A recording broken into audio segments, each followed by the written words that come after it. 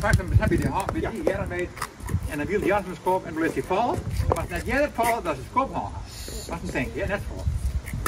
Wat vanmorgen streken binnen die, die paard. In Gariep is toneelploeg de Lietse Kraft druk douane met het oefenen voor het eerste iepen loftspul van het dorp. Het idee kwam van regisseur Aan Pander, die het stuk ex-kreun had. Nou, het gaat over een boerenfamilie van vroeger. Hè? Over de feind en de faam en de boer en de boerinnen en ja, alles wat er mij te de man had.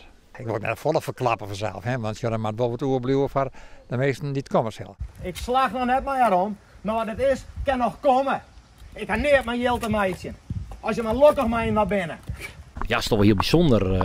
Ik speel al wat langer toneel, maar ja, hier op Lofstek ga ik nog nooit in. Dus ja, het is wel een mooie dagen om mij te doen. Ja. Wat is jouw rol in het stuk? Ik ben fake-it-man. Ja, ik probeer je de boer en zijn zoon zelfs ja, daar wat handel mee te doen.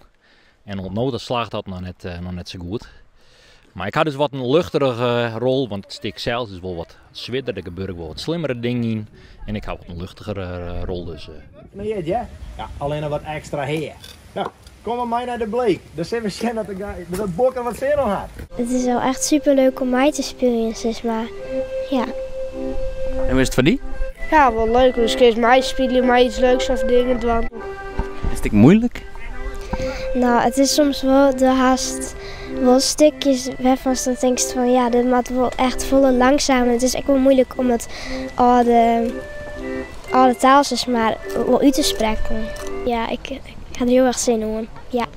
Hier is de dochter. Ik meet oprecht zelf wel weten. Ontwaard ik wat jou. Is het beter net bang kennen. In september wordt het stuk opvierd. U hoort nog van mij.